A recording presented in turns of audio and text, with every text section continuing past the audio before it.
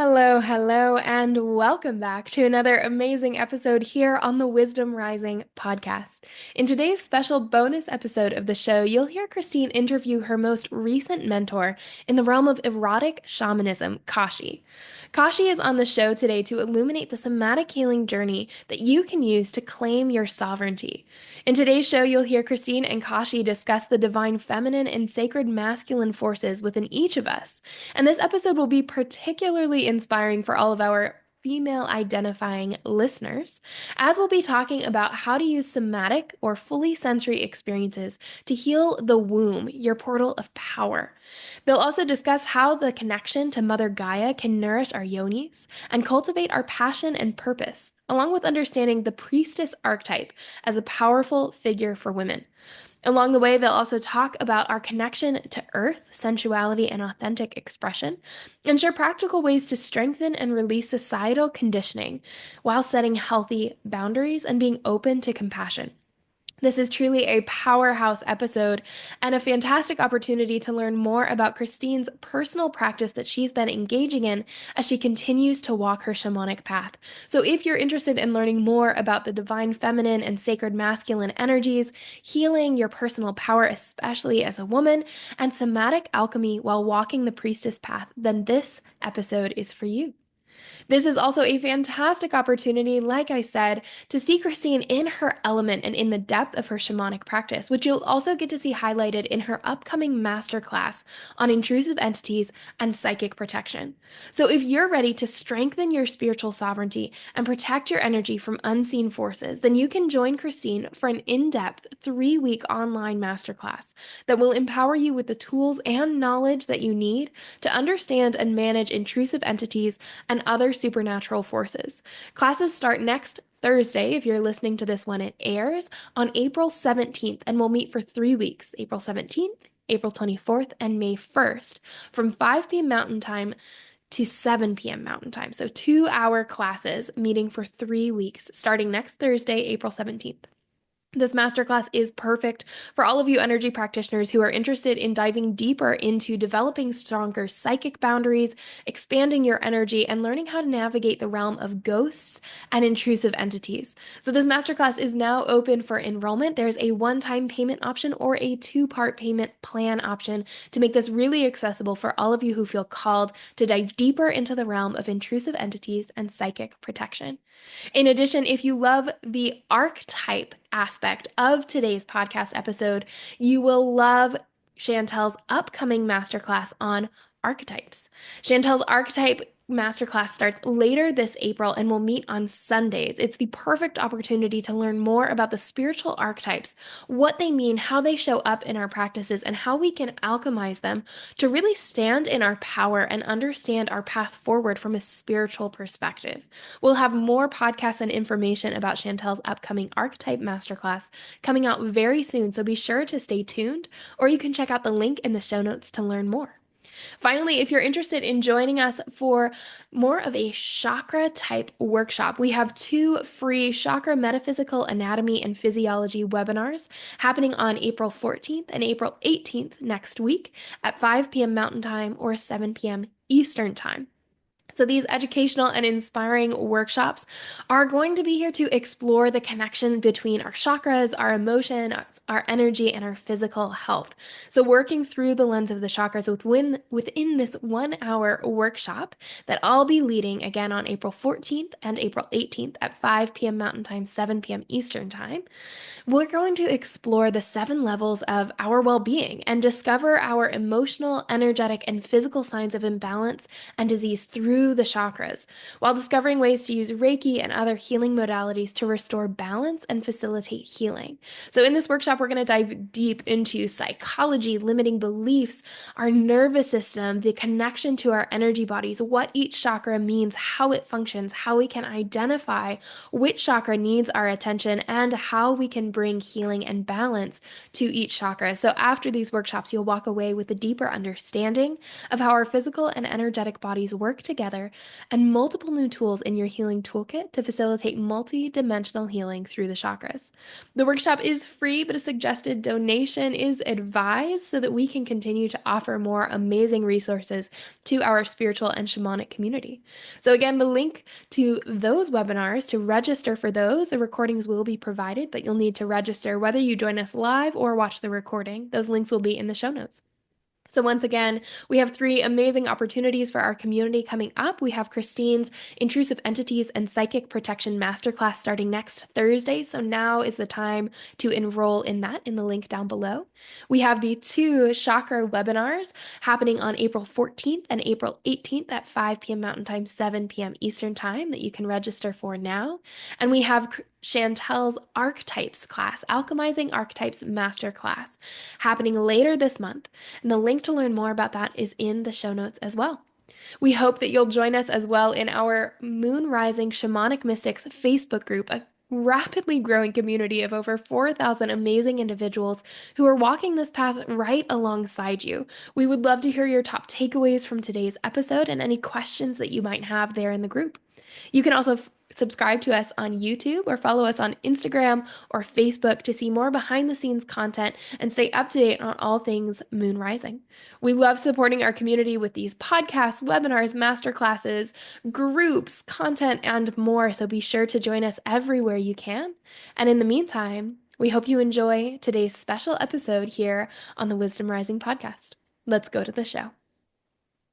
Welcome to Wisdom Rising. I'm your host, Christine Renee, and I'm super excited about our guest today because not only is she one of my mentors, she is an amazing woman. Let me read you a little bit of her bio because I can't even like, she's got all of this juiciness coming in from so many different directions. I have to read it off to you.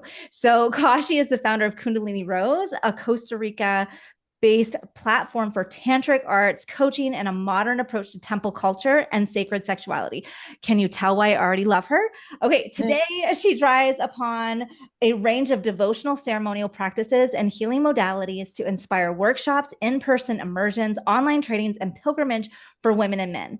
And I love that she is also the co-founder of Tantrahuasca, a revolutionary immersion combining Tantra and Ayahuasca as a pathway to healing, awakening, and self-realization, which I attended back in October, and it was amazing. And she just left that ceremonial container, like 3 or 4 days ago, like it just ended this last round. So that's all like on the forefront.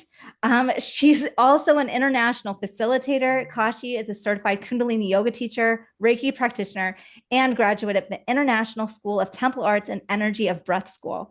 And she is also a passionate student of the mysteries, including the Egyptian mysteries and those of the Rose lineage. So this is my newest and most fave mentor. Because basically I remember the first time I was on the phone with you. I don't know if you remember that call, but I got on a call with you before the Tantrahuasca and I was like, I don't know if I want to do this. I'm not really interested in ayahuasca. Like I'm more interested on the Tantra side of things. And you were so good at navigating that call. So welcome, Kashi, for joining with me on Wisdom Rising. It's so good to have you here. Oh, thank you. It's so good to be here. And I totally remember that call. I actually had like Wi-Fi issues and had to run to the other end of my garden and like hook into my neighbor's Wi-Fi to take that call. But I was feeling you and I was like, I am gonna get on the phone with this woman. And yeah, I remember it super well because you had a lot of kind of questions and concerns that would have been similar to what I was asking. So I felt like I resonated with you straight away. Yeah, for sure. And it was like this, I just remember like you met me where I was at and not like, and it wasn't like a sales call. And I love that it's like, this has to be a resonance of, is this experience meant for you? And I've always felt that with you. So here I am, I'm on the phone with you. I jump on a plane to like head down to Costa Rica, like maybe a month or two later. And I've never been to Costa Rica. I normally don't travel alone. And here I am going into the jungle after I swore off Costa Rica from the first experience. And I'm like, oh, look at how solid they're creating this sacred container. Oh, I'm good.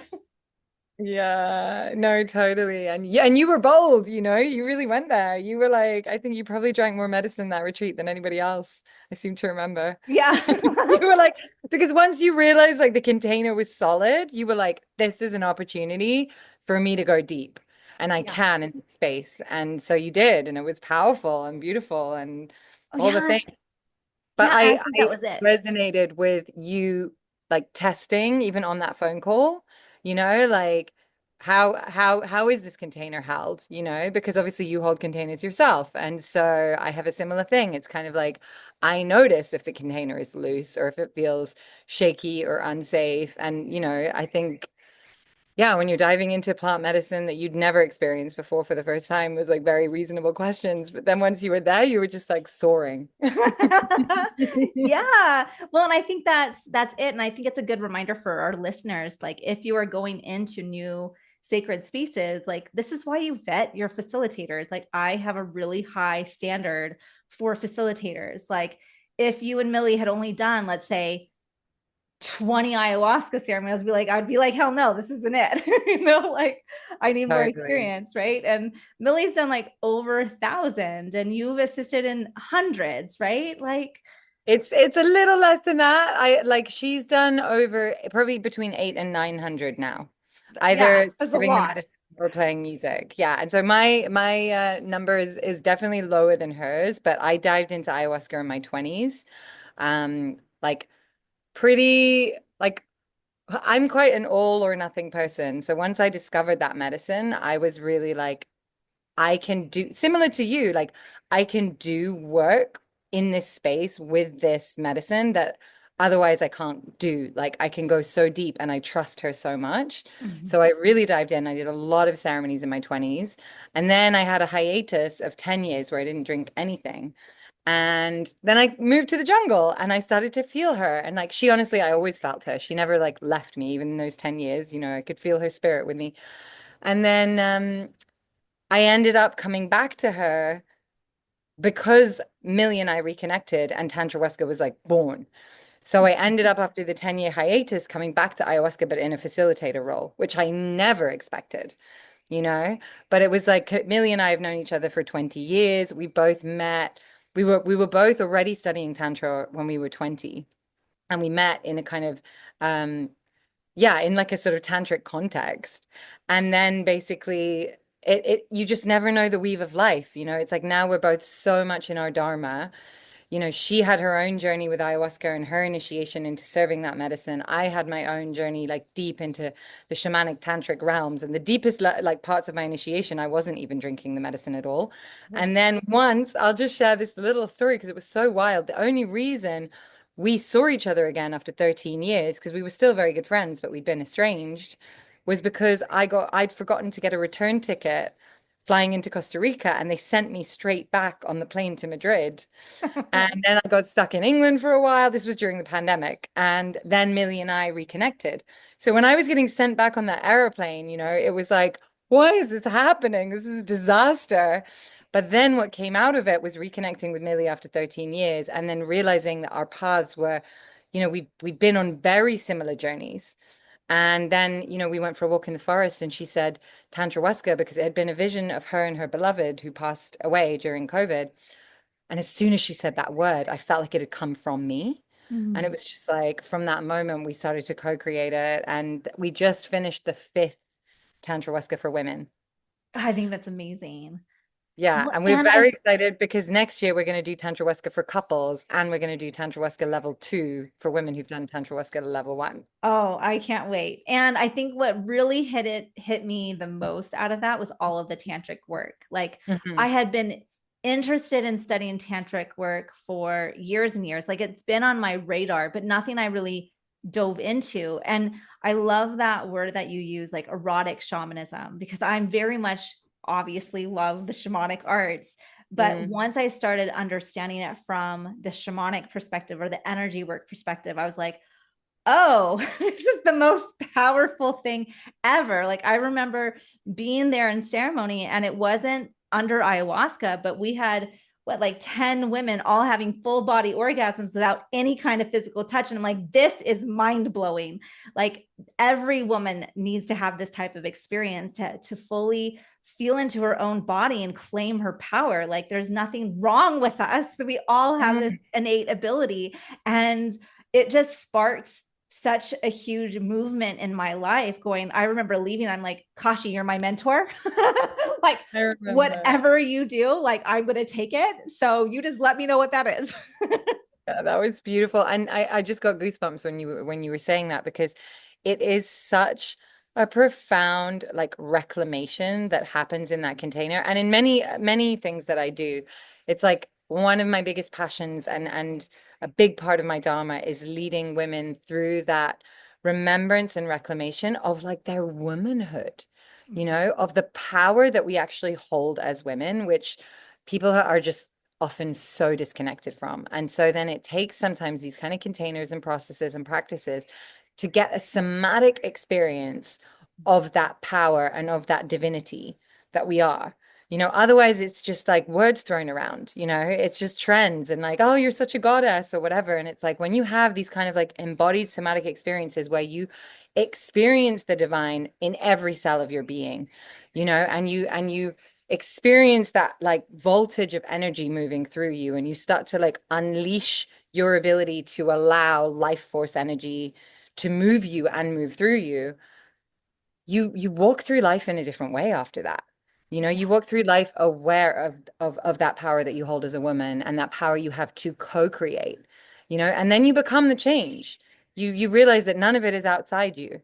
So the women who are, and I'm sure you remember, like when women are emerging from Tantrahuasca, they are, I use this phrase in the last sharing, I think, it's like lit by their own power. There's this radiance that comes like oozes out of them because they have like really deeply touched the power that they hold. And then they're like on fire with this like passion for whatever is their thing, but like to bring that into the world. And then it's like we feel every time like the ripples moving through the collective. And it's profound and it's so fulfilling to me because there is just nothing like it. It's yeah. And it really for me, it's like reconnecting women with their birthright, you That's know? it.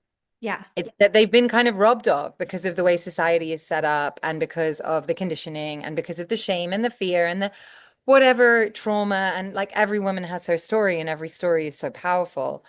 But it's like when you reclaim that birthright and you really like step into, yeah, it's like on one level, it's just your womanhood. And on another level, it's like you embodying the divine feminine with your unique way of doing that, your unique blueprint. Sometimes I feel like we're polishing diamonds, like all the practices that we lead in the medicine. It's just kind of like cleaning up these diamonds because the women Tantrahuasca attracts are like total diamonds, Yeah. everybody's a diamond in one sense, but then it's like they emerge just like shining like they've never shone because they've touched that power and that source of love within them. And they're just unstoppable forces in the world. Yes, absolutely. And that transformation is so potent and you can like, you really do feel it. Like I've definitely been to a handful of retreats, like plenty of retreats, and I've never left feeling that empowered from an experience before. And I can't just say it was the ayahuasca or it was the tantra. It was definitely the way it was facilitated and all of the practices that you brought forward and how they weave together in such a beautiful, harmonious way. And really, what I walked away with is just watching you and Millie honoring each woman's process. Like, I think that's also very feminine. I didn't want to do ayahuasca the way they do it back home. Like, the way they do it here in Montana, I was like, never, I was never interested. Like, I'm like, nope, I don't want to do this in the middle of the night. I don't want to do this where, I'm basically given this cup and I'm like, you have to drink whatever I give you. Like, I loved the way it was so yin, everything about how you guys embodied the priestess. Like I really felt like you were the priestess. You were honoring all of the women in that container through these sacred acts, whatever acts they were, whether it was with the medicine or not. And to be honored in that way helps people remember, helps these women remember that the divinity from within already is there, right? You're Totally. being able to mirror that for them. Mm. Yeah, it's true. And then there's a lot of sovereignty in the way that we work, with the ayahuasca and outside. It's like everything is an invitation. You drink as much as you want to drink, like you're guiding your experience ultimately. And we're gonna, yeah, be those mirrors for you. But that's also what's beautiful about working with only women is that, like, for example, Millie and I both had this, but I'll speak for myself. It's like my early experiences with ayahuasca, like they were very erotic, they were very sensual. It wasn't all like pleasurable erotic even, sometimes it was like the way my body wanted to move and the way energy was moving through me in a process that was painful. I was like clearing something or deeply emotional, but it was erotic. It was very like I often found myself censoring my Mhm. movement or my sound or my expression because it was like there were men in the space and it wasn't really acceptable to like fully go where the medicine was potentially taking me. And so that was kind of where, Tantra Weska for women was so exciting because initially it was visioned as a thing for couples because Millie was in this experience with her beloved where they were having this very like tantric relationship with a lot of ayahuasca.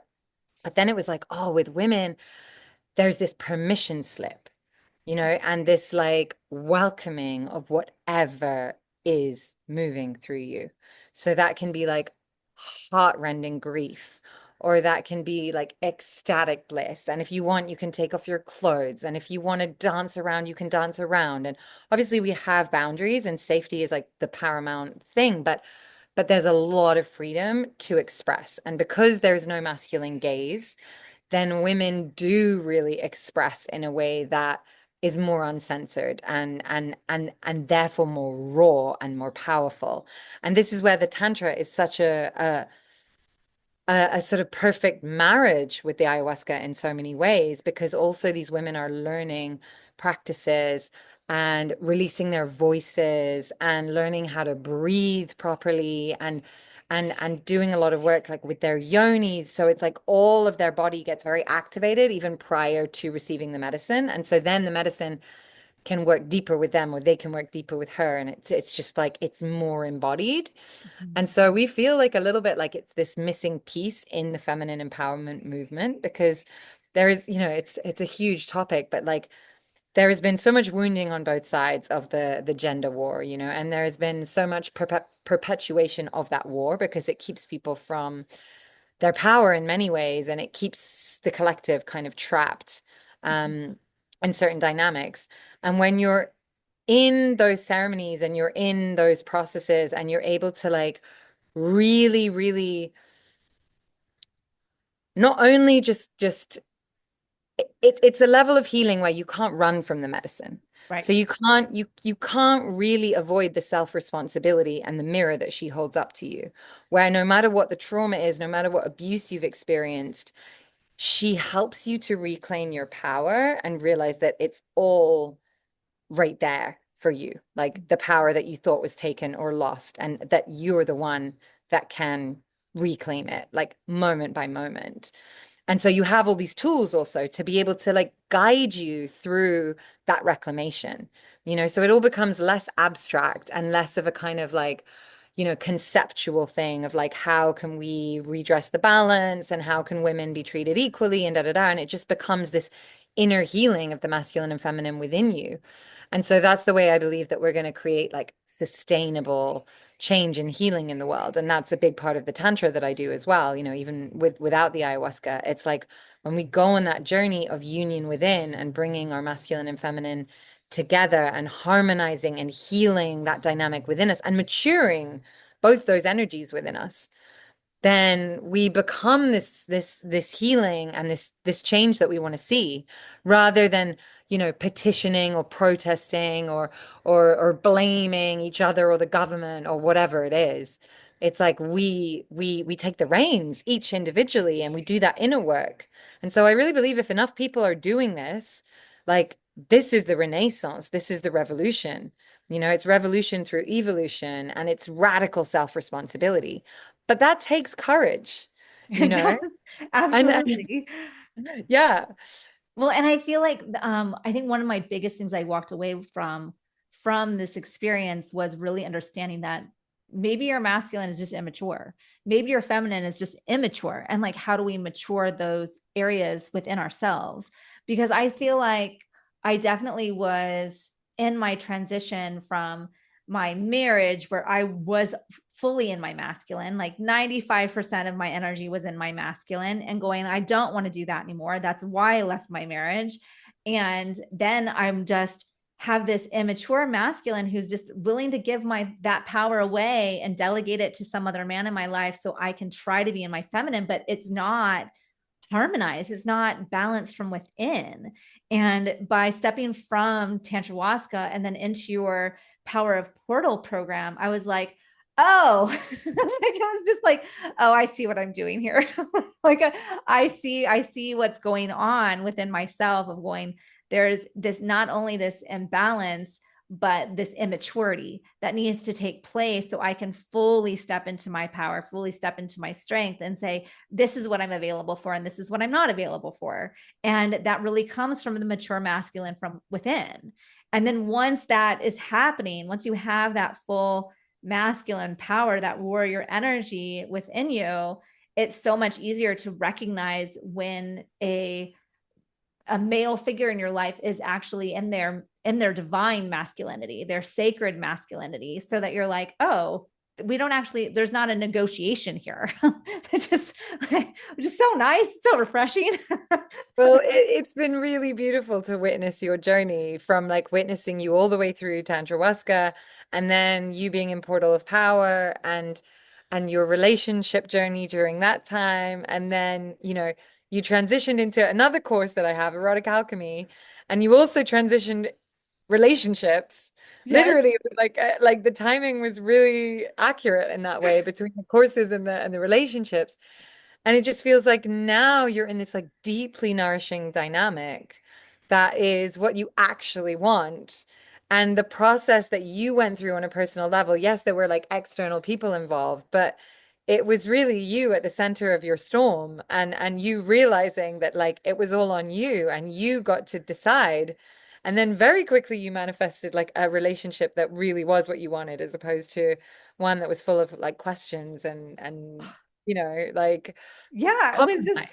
it was just so it was so dysregulating and so like constantly trying to figure out the game, like it felt like we're moving pawn pieces and not actually communicating, and it just ultimately felt very manipulative, right? Mm. And then to be like, I'm not doing this anymore, I'm just done. And then in that process of like getting done, like feeling done, going, this is actually what I really want.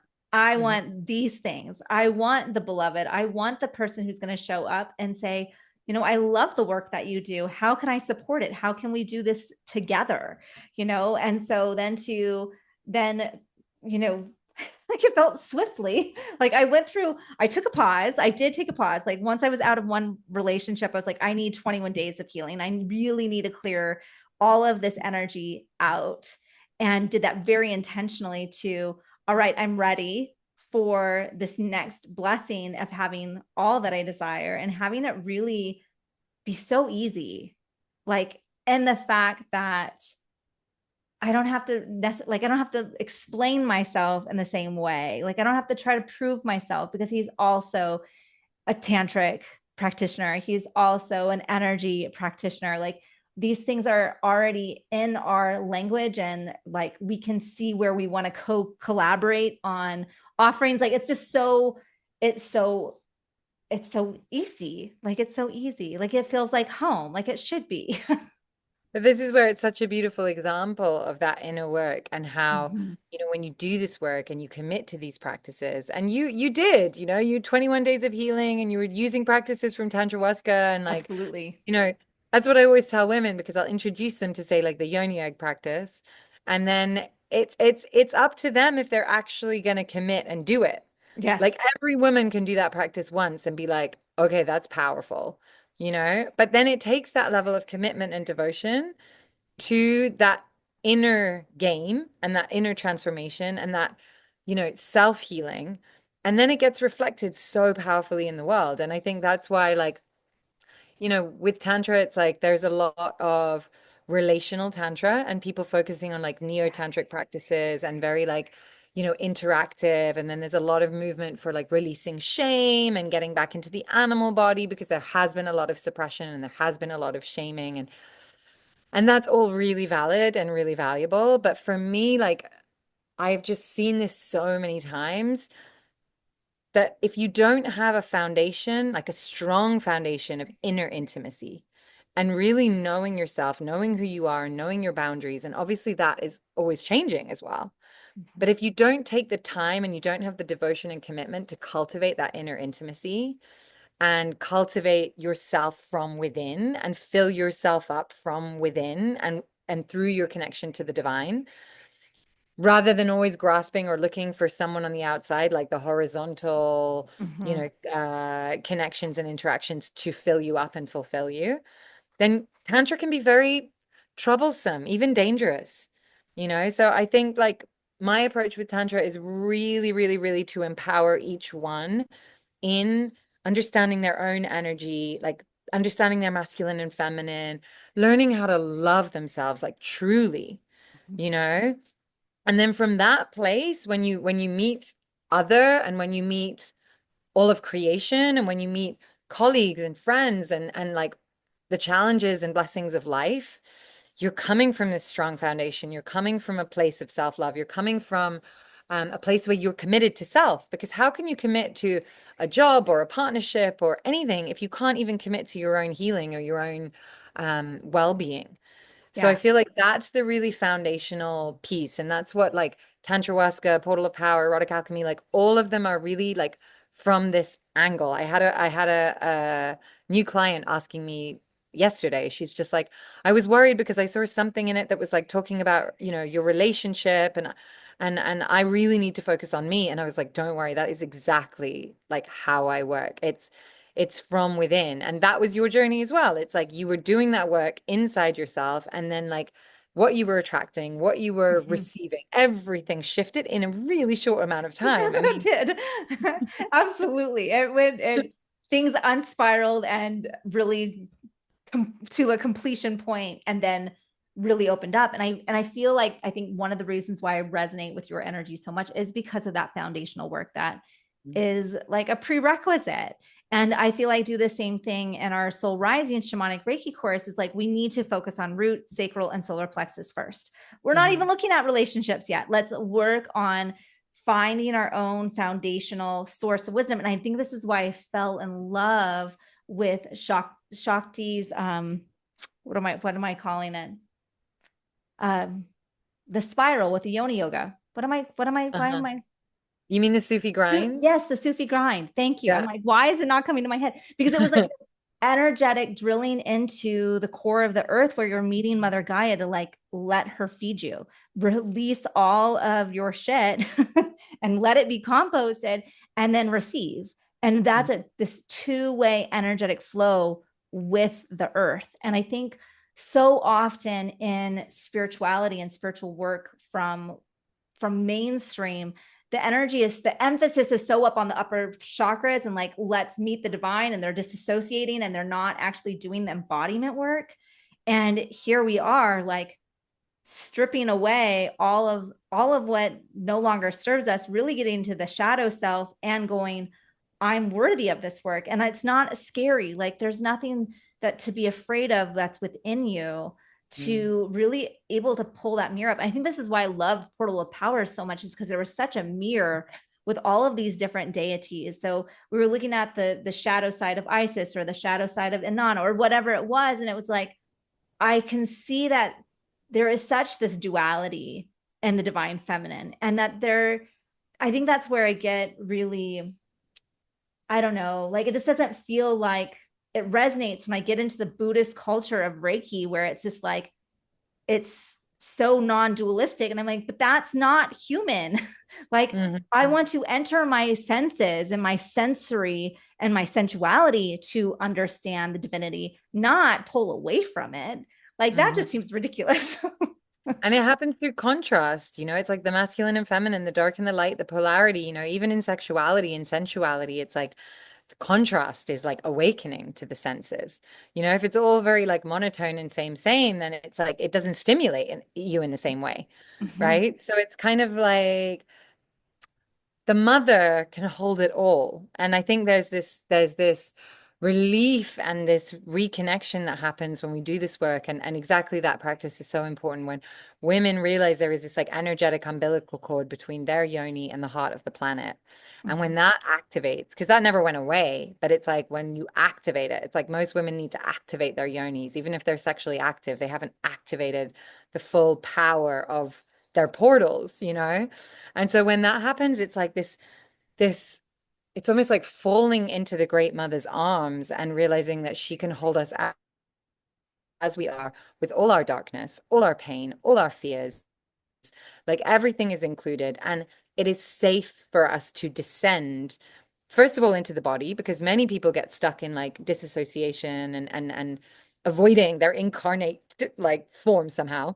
Mhm. And also into our pain, into our shadows, into our unconscious and subconscious, where it's like there's all sorts going on. And so it's just like this, again, the permission. And this is why I love Tantra, because it's like there's holiness in all of it. It's all divine, it's all included. The beauty of Tantra, and it's also a danger, is like you don't have to banish your desires. You lean in. You get curious. You find safe ways to explore them or express them, right? The same with your pain. And so it's very welcoming, it's very inclusive. And that can also be risky because, you know, people can misinterpret that. And, people can also just get like then completely trapped in their desires, right? So Yeah. everything is about the balance and being able to like temper the darkness with the light and the masculine with the feminine, and finding this kind of like homeostasis in all the areas, but with this deep remembrance and understanding that like none of it is separate. None of us are separate and none of it is separate. And when you when you go into those descents, like whether it's an emotional descent or deep into the body and the trauma that you find in the body, or whatever is the shadow element, like you emerge stronger and more integrated. And these are the people that are more easeful to be around. When you're around people who are running so hard from their own darkness, they're quite exhausting because they're actually exhausted from running. So Absolutely. those are the people where you're like, why do I feel so tired after hanging out with this person? As opposed to someone who's integrated their darkness and who has, really like can love their shadow and meet themselves in the dark and in the light and in all the colors in between. They're a more grounded, more wholesome energy, just like naturally, because we are all of it. And so it comes back to just integration. It's like the Jungian concept, it's just like it's just returning to wholeness and integrating all of what we are. Yes. Yeah, absolutely. Will you share with us a little bit about what it means to you to do this in a priestess perspective? Yeah. It's funny because someone also asked me yesterday about the priestess archetype. They were like, "Can we talk about that? Like, what's that about?" And Because I love it. Like, I feel like I'm definitely stepping into cloaking myself in that archetype often. And it just feels really good. But like, I'm also new to this path. And I feel like as women, when we start to explore our own divine feminine, which archetypes are gravitating towards, right? In that process. And I mm, love the showering of information and portal of power, where we really are looking at all these different archetypes and energies and those who have come before us and their own deities, right? And I'm like, and how do we live it? How do you embody it, express it, show it, feel into mm, it, right? mm.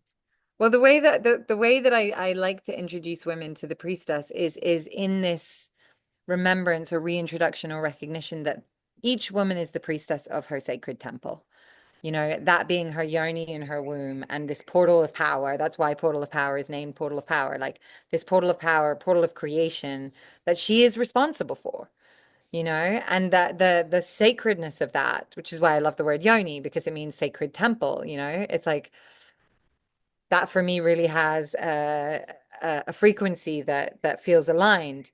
And so it's like that's where each woman can begin, by taking that responsibility that she is the priestess of her sacred temple. That means she decides who comes in. She has to guard and protect that temple and make sure that the energy that's permeating it is in integrity and coming with love, and also equally what's coming out of it. Like, what is she birthing?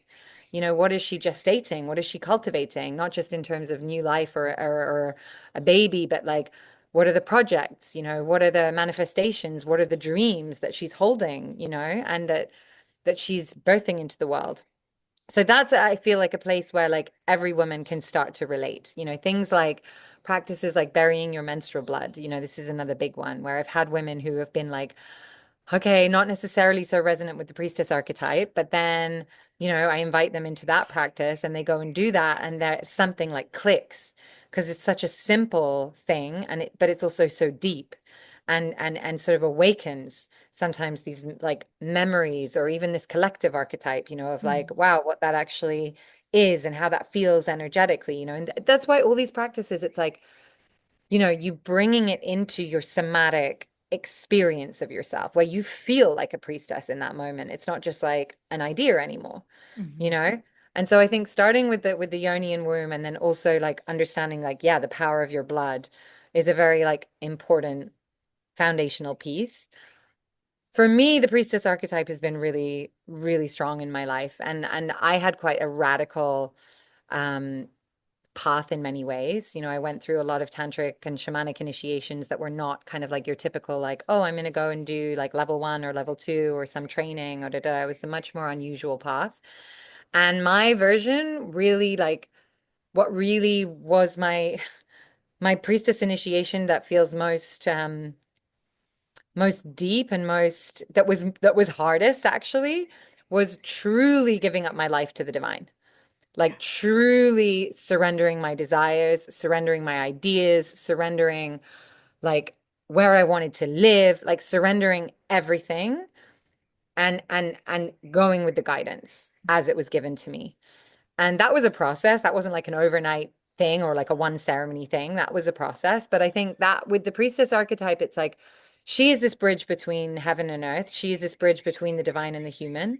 And so she's this archetype where it's like she listens, and she attunes to the divine and then brings it to earth in whatever she's manifesting or doing. So it's like the priestess doesn't have to like live in an obvious temple and always wear a crown or be doing like, seemingly priestess things. It's like, every woman has this archetype running through her, and at different moments, also in sexuality, it's like being the priestess of your sexual energy. It's like knowing how sacred that energy is. And therefore, like, the way that you channel it, the way you bestow it, the way that you share it, that archetype can be very present in that as well. And I think for me, it's about that, like, it was a very brutal process because my ego hated it. Of But course. really, so yeah, to offer my life back to the divine. Because at a certain point, you know, as you dive deeper and deeper into the realms of who you are, it's like, how could I not give my life back to God or source or whatever, or the mother? Because that's where it came from. It's not even mine anyway, and in that communion and union with the divine, actually your life becomes much greater than your little human mind could dream, because my dreams when I was younger were much more sort of selfish. And it was like through that surrendering and through like walking the path of the priestess, it became much more about service. And through that, it became much more about us as a collective, as a human collective. It's like the priestess is in service. And back in the days before the patriarchy, it's like the goddess temples and the priestesses in those temples. It's like they were in service to the community, to the health and wealth of the community. Like literally their sexuality, their power was in service to that, and channeled in ritual, in accordance with like the land and the people prospering, and keeping that balance between the divine or the gods and the goddesses or whatever it was, and the people. They were a bridge. So I think every woman can actually relate to that archetype, each in her own way. Like also some women are really artists. For me, it's like when I dance, it's like I'm very in that channel. And for other people, it's when they paint. For other women, it might be like when they cook, but it's like when you are really in that channel where you're bridging the divine and the human somehow, or the spiritual and the physical. Yes. Yeah, I love that.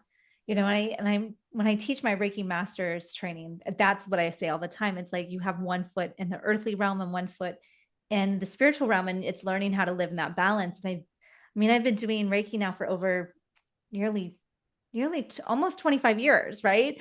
So it's like I've always been on this very deep spiritual path, and I do remember having this pivotal moment in my own journey of like surrendering, giving my power over, trusting the next steps being divine, just letting go of everything. Like, and it was a huge ego death, and coming into the fullness of my life is of service. Bring me the clients if you want me to have clients. Bring me the right support people if you want me to bring this online. Like, it's always been yes, and how can, like, bring me the support, show me that we're working as a team. And it's always been this beautiful unfolding. And when my ego gets in the way of what I think, quote unquote, think I should be doing, that's when things get messed up, right? It's when the ego comes back in and be like, oh, well, maybe we should do it this way, or maybe, like, right. And also there's a very important piece that's worth mentioning, because it's like some people, like we were talking about this earlier, like you with all your water, it's like they can channel things very easily, and they have that ability to kind of like receive messages or guidance. For other people, it's not like that, right? So also there is a process within that surrendering and saying, okay, show me. It's like some people might say, well, I don't get shown in that way. Like, how do Right. you receive the guidance? And so the really important piece in the process, and it's very important in Tantra as well, before you bring in the practices and the erotic energy and the power, basically, that some of these rituals can bring and evoke, you have to go through a purification process.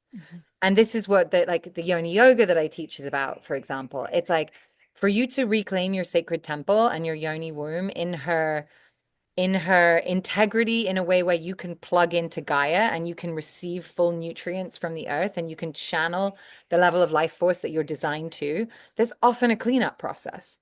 There's often all sorts of imprints and traumas and stuck energy and stuck emotions. And so it's like that is also part of that spiritual path, and the path of initiation is like you become responsible for cleaning your vessel, you know? It's like there's reasons why that people do fasts and cleanses, and like, there are these kind of like rites of passage and initiation, because the more clear your channel is, the more you can discern what is real guidance and what is your fantasy, Yeah, and like absolutely. what is truly a calling and what is just mental masturbation, right? Like that takes a clearer channel. So that takes coming back to that self-devotion, of going like, no, I take time away from the group or away from, the world. And I tend to my temple, and I do my feminine practices and I tend to myself, because, each one of us, we are our greatest asset and investment. And so, when we take care of ourselves and we really honor, it's like, it's kind of a mutual thing. It's like the goddess in you is going to reveal herself the more you honor her. It's the same in relationship. The more you, as a woman, the more you evoke the God in him, the Mhm. more he's going to show up like that in his divine masculine. The Yeah. more you dismiss him and you nag at him and you tell him how he needs to change, then the harder it is in a way for him to show up. But the more you really like see the God in him, the more you evoke that in him and invoke that in him. So it's a symbiotic process also within yourself to like treat yourself like a goddess, and then you grow into that goddess naturally. But I a think lot of that's people have it to right start. there. Like, Yeah. there's a piece of that. Like, I feel like it's so, I have all of these students and I'm like, take 5 minutes. And if they're like, oh my God, 5 minutes. I'm like, take 20 minutes, take an hour, take 2 hours, take a day, and all of these things are like really pushing them outside their comfort zone. I'm like, but this is where it starts.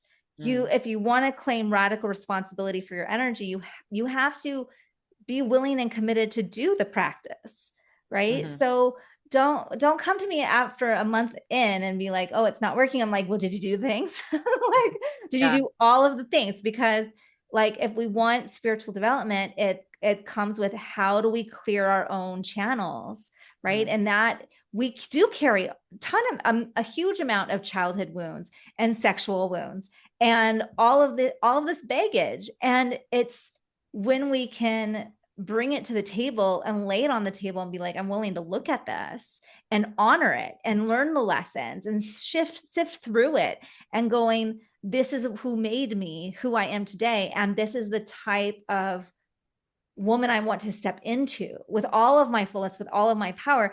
Then in that energy, wow, you can do some really amazing work in the world. But it's like you gotta get down and dirty and do it. Exactly. And the process is not avoiding the pain. The process is going through the pain, alchemizing the pain, and the pain becomes your power. You know, Absolutely. this is the goal. This is literally alchemy. You think it's the stuff that's not valuable or that you wish wasn't there. But actually, when you go into it and you have that courage and you can meet it with love and you can alchemize it, it becomes your power. Yeah. And yeah, in the end, it's always you and everything that you're experiencing in life. It's like when you can come back to that radical responsibility, if there's something you don't like, you get to change it, and it's all a mirror of you, which is intimidating in a way, but also extremely empowering. Well, I think that's it. Like once you realize, oh, if I'm deeply, truly working on myself, everything else is going to start shifting. Like the energy of the world rearranges itself to meet your energy of where you're at. Right. And I think that's what happened in my own experience. I was in this low vibrational relationship that really, he didn't want me to be the fullness of who I am. He quite literally told me to tone it down. Right. And I'm like, you can fucking choke. Like I want to get to that point of like, if I'm too much, go find something else, right? Because I am in the process of being more of me. I Mhm. want to be not just the fullness of me. I want to be absolutely the most expansive version of me possible. So I'm not fucking toning it down. And when I'm in that energy, who do I attract? A man who can also witness me in the fullness of who I am and honor it. Like there is no Mhm. toning it down. He actually is like, that was great. Right? Like bring it. Because he's also, for a lot of women, I'm sure would think he's a lot, right? Because he is in his fullness. Right. Mhm. So we got two people who are coming together in their fullness of like not just erotic energy, but in our spiritual energy and our energy of our co-creative selves, right? Mhm. And when we get together, it's like, oh damn, watch out because here's the power couple coming in. like it's so funny when we're in group spaces together and cacao ceremonies. I'm like, yeah, we're gonna kind of dominate just a little bit because that's our energy, and it's not people gravitate towards that. They Yeah. want to know how we're doing it, whether Yeah. individually or as a couple, and it's even though that it's still new and fresh in a way, it has so much powerful potential and magic to support others. Totally. And sometimes you need to like swing the pendulum into what's not working for you. Mhm. Just like sometimes you need to have your boundary crossed in order to understand where your boundary is. Oh yeah. In order for you to say fuck no. And then to manifest what you do want. Right. And again, from that perspective, it's like life is always happening for you, even when it's a shitty thing. Like when I got sent back on the airplane and I was like, why? And then it was like, wow, now I have this beautiful project. And who knows if it would have come together and manifested if that hadn't happened. So it's like there is always, and this is where it's like, yeah, trust, Yeah, trust the trust process. and welcoming when it's shitty and welcoming when it's beautiful and welcoming all of it allows you to really like ride the tides and integrate, continue to integrate more and more and more of who you are. Because being you is a massive project. To tend to all Absolutely. your archetypes and your masculine, your feminine, your inner child, like all the levels and layers of you, it's like dive into that relationship with complete love and devotion. Yes. And then everything else comes from that. Absolutely. I love that. I feel like that's a really good place to like say that that's a really good ending statement right there. But before we hop off, I would love, Kashi, if you have upcoming things, if people want to get a hold of you, if they want to work with you, what's their steps? So I have I have an upcoming Portal of Power. So that's a 7-week online course for women, which you've done. I have. It's so juicy. Highly recommend. Yeah, and it's transformational as you experienced, and it's tantric and shamanic practices. There's 6 modules, so you receive a lot of pre-recorded content. I filmed half of it here in my jungle temple and half of it in my teacher's temple right opposite the pyramids of Giza in Egypt. So it's kind of made in Costa Rica and Egypt, and we go into a lot of mythology. We go into Inanna, a lot of the rose lineage, also the Egyptian goddesses. So it's a deep dive. It's very it's marrying the sexual and the soulful in many ways, and it's definitely a path to revealing and discovering more of your own medicine and your own blueprint and walking that path of your dharma, and also working a lot with your sexuality and your sexual energy and different archetypes, and it's a deep feminine work and journey. And we have calls every week on Zoom, so there's integration calls with the group, which are also really powerful and beautiful. And so that's coming up on the 22nd of April. We start, that's the first week, through to the 10th of June, the week of the 10th of June. So if anybody's interested in that, they're welcome to reach out to me. Good way to do that is Instagram. I am kundalini.rose. And I also have a website, kundalinirose.co. So you can also contact me through the website. I think those are the main things. I'm leading a pilgrimage to Egypt with Millie Moonstone, who I do Tantrahuasca with, and that is going to be September the 8th to the 18th. We finalized dates now. So that's going to be the Sacred Way pilgrimage, which is also very much, we're going to be exploring the temples. We're going to be cruising down the Nile. We're going to work a lot with sound. Millie's an incredible musician. Yes. Yeah. And also really working with this theme of like the sacred way being your unique way in the world, because that's how your dharma and your real purpose unfolds. It's an unfolding from within, and it doesn't always it's not always a logical thing. So we also diving deep into that process for each one while also connecting with these power portals all around Egypt and in the temples. So that's coming up. We have more Tantrahuasca coming in October, and also next year we'll have Tantrahuasca for couples and also level 2 for women. So that's very much in the front of my mind after this round. And what else? I also have Erotic Alchemy, which is a beautiful course for women online also. If you feel like you're disconnected from your yoni, if you feel like you've got sexual trauma, like there's a lot of healing to do.